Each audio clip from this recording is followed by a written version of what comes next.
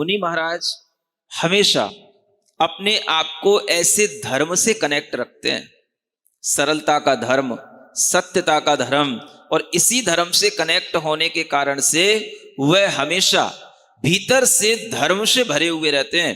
इसलिए अगर कोई लोग उनके सामने हो या ना हो, उन्हें कभी ऐसा नहीं लगता कि भाई लोग कम है तो भीतर से कुछ खाली खाली लग रहा हो, एम्प्टीनेस आ गई, भीतर से सैडनेस आ गई।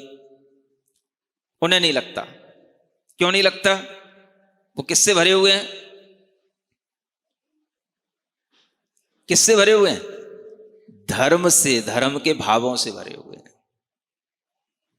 आपको लगने लग जाएगा, मानो कि आपके पास में 4 लोग बैठे हैं और आपके पीछे कोई ना बैठा हो, तो आपको खालीपन लग जाएगा। नहीं समझ में आ रहा है? लोग पीछे भी देखते रहते हैं, बोले कहीं सबसे पीछे हम ही तो नहीं बैठे हैं, हमारे पीछे भी कोई बैठा है कि नहीं बैठा है। एक मुनि महाराज 4 लोगों को प्रवचन सुना सकते हैं, लेकिन 4 लोग मिलकर के अगर प्रवचन सुन रहे होंगे तो सोचेंगे भाई आज हम ही को क्यों सुनना पड़ रहा है। नहीं समझ में आ रहा है?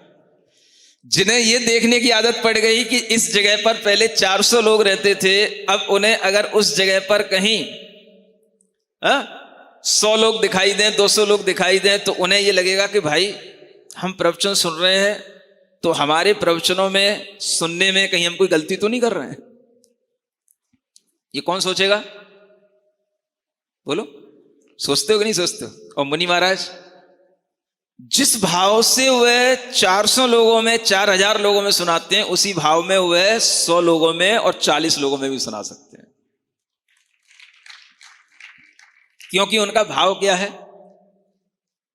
अपने वचनों से अगर किसी का हित हो रहा है तो हमें उस हित करने के भाव के साथ में बोलना है। तो हमारा परपच केवल इतना ही है, किसी का हित हो, और वो हित क्या है?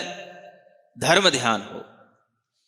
जितनी देर आप सुन रहे हैं उतनी देर आप अगर धर्म ध्यान में हैं तो आपको यहां बैठे बैठे बिल्कुल टेंशन लेस हो जाओगे, आराम मिलेगा।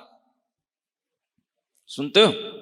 लेकिन अगर आपने इसको काम बना लिया तो फिर आपको आराम की जरूरत पड़ जाएगी। मुझे ऐसा लगता है जो वास्तविक श्रोता होते हैं वो इसी तरह से इसी समय पर देखने को मिल सकते हैं। जो अच्छे श्रोता होते हैं, हाँ, ये काम वाले लोग नहीं है, ये धर्म ध्यान करने वाले लोग हैं। इन्होंने धर्म को काम नहीं बनाया, धर्म को ध्यान का विषय बनाया।